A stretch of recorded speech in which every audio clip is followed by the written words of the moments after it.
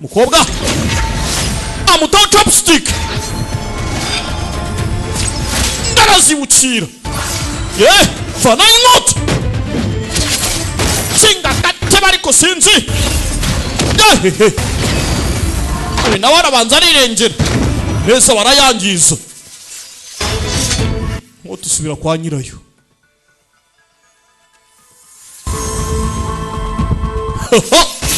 azivana yarebye kumbe Ashaka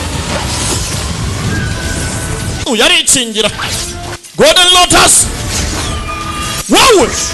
umukobwa ntiyumva ikobwa raka dibades wowe umukobwa ni mubi cyane mutsamu dore igikobwa Ashaka acha raka subiza inyuma gata hanze banira hanga kananga n'umunyembaraga nakubwiye we yavukanye